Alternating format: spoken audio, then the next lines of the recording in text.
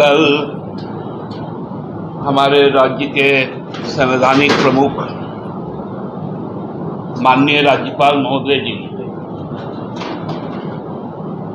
एक निजी news agency को बुलाकर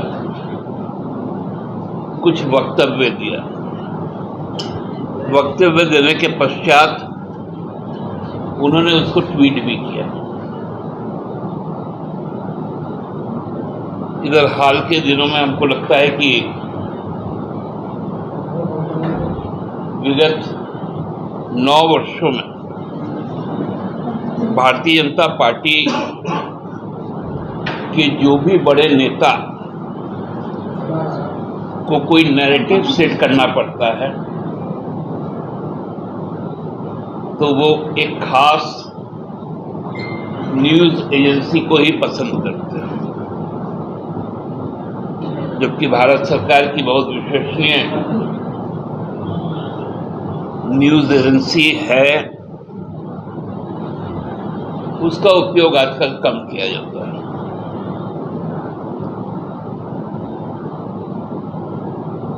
माननीय राज्यपाल महोदय जी ने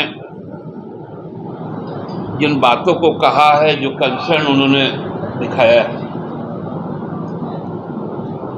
ये बड़ा परेशान करने वाला है। उन्होंने बांग्लादेशी घुसपैठिए पर चर्चा की और अपना कंसर्न जाहिर किया कि मैंने इस बात से माननीय मुख्यमंत्री और माननीय मुख्य सचिव को भी अवगत करवाया। माननीय राज्यपाल के जानकारी के लिए केवल क्योंकि वो डेमोग्राफी की बात कर रहे थे तो कुछ टोपोलॉजी की भी बात हो जानी चाहिए। झारखंड का कोई भी सीमांचल बांग्लादेश के साथ जुड़ा हुआ नहीं। हाँ, पश्चिम बंगाल के साथ है, बिहार के साथ है, छत्तीसगढ़ के साथ है, उत्तर प्रदेश के साथ है, उड़ीसा के साथ है, बंगाल के साथ है, लेकिन बांग्लादेश के साथ नहीं।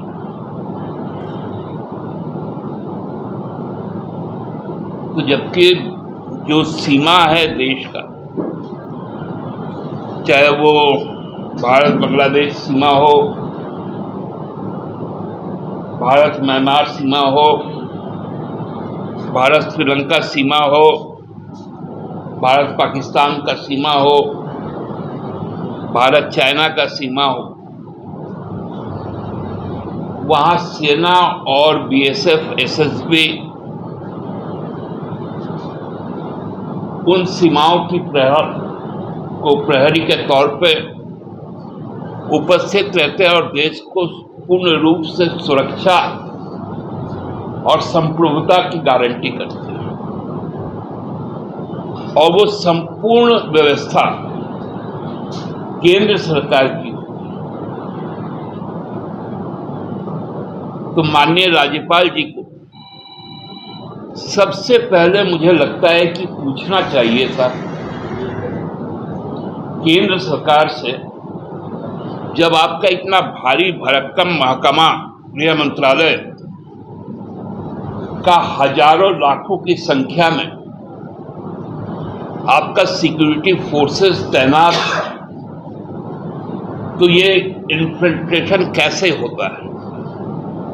क्या ये संभव है? क्योंकि जो सीमाएं होती है, हम लोगों को मालूम है, उस सीमाओं में से 15 किलोमीटर तक वहां सिविल एडमिनिस्ट्रेशन का भी दखल नहीं होता है लॉ एंड ऑर्डर। वहां पूरा का पूरा जो दायरा है वो सेंट्रल फोर्सेस, चाहे वो आर्मी हो, पैरामिलिट्री फोर्सेस हो, आईटीबीपी हो, बीएसएफ हो, एसएसबी हो, उनके जिम्मे रहता है। तो राज्य सरकार इससे कहां कंसर्न रखती है? दूसरा सवाल है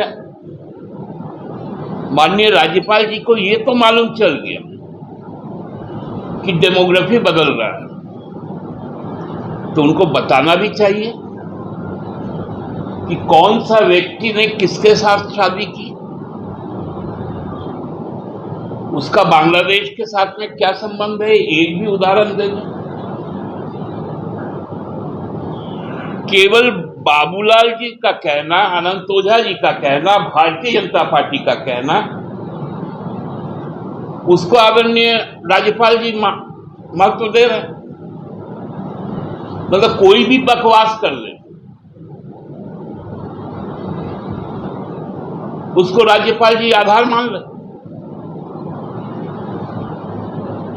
तो फिर आप अभिभावक कैसे होंगे?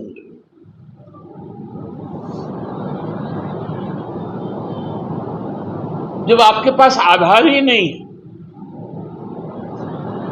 आधार तो आपके पास ये है कि जब मॉब लिंचिंग में फिर से बिल आने जा रहा है, तो आप एक नैरेटिव सेट कर रहे हैं असेंबली के लिए, भारतीय जनता पार्टी के लिए एक मुद्दा ला रहे हैं कि आपका यह बयान भारतीय जनता पार्टी सदन में उठाएगी, क्योंकि तकलीफ तो आपको मॉब लिंचिंग से, तकलीफ तो आपको 1932 के पहचान से है, तकलीफ तो आपको सरनाधन कोर्ट से है, तकलीफ तो आपको ओबीसी आरक्षण से है। तो अब यदि विधानसभा के भी मुद्दे विपक्ष का, भारतीय जनता पार्टी का, यदि माननीय राज्यपाल जी ही तय करेंगे, तब तो बड़ा विचित्र बात है।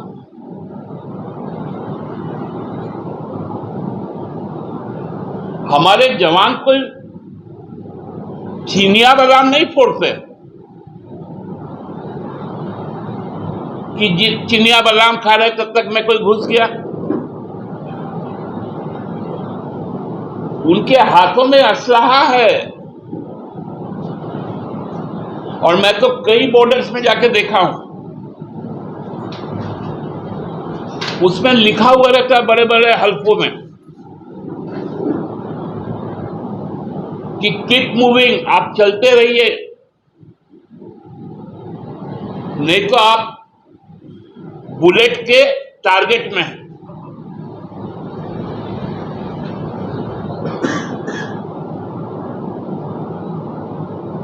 आपको बॉर्डर पे कहीं रुकना नहीं है। जो बारबेड वेल लगा हुआ है, और बांग्लादेश के साथ तो हमारा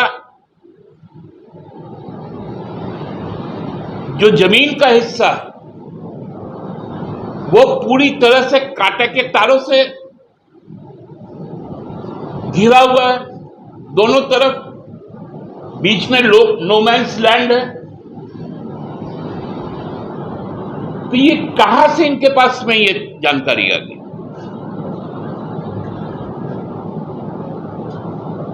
अब ये भारतीय जनता पार्टी के मुद्दे तय करने के लिए वहां पर है क्या?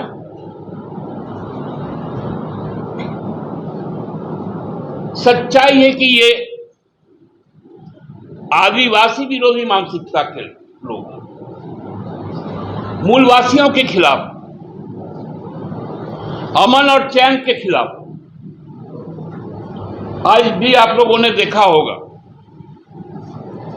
कि माननीय प्रधानमंत्री जी ने अपने संसदीय दल की बैठक की और उसमें कुछ बातें की कि ईस्ट इंडिया कंपनी के नाम पे भी इंडिया था, इंडियन मुजाहिदीन के नाम पे भी इंडिया। किस प्रकार से फ्रस्ट्रेशन में आ गए। अब तो भारतीय जनता पार्टी को पूछना पड़ेगा कि ये जो स्टार्टअप इंडिया था, ये कोई ईस्ट इंडिया कंपनी का योजना था क्या? Digital India, skill India, make in India, Khelo India, shining India, जीतेगा इंडिया, पढ़ेगा इंडिया, बढ़ेगा इंडिया, टीम इंडिया, ये सब ईस्ट इंडिया कंपनी का है क्या?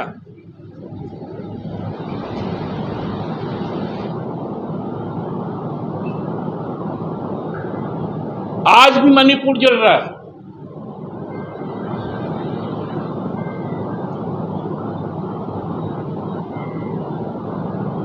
यहां से एक ट्राइबल स्टेट के गवर्नर होने के कारण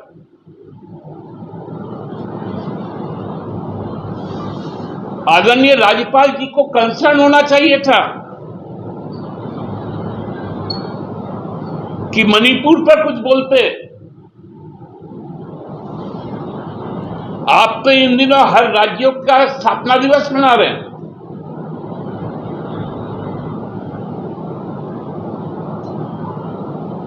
गुजरात का मनाएं, महाराष्ट्र का मनाएं, बंगाल का मनाएं। जब पूरा देश आपके कंसर्न में है तो मणिपुर पे भी बोलिए।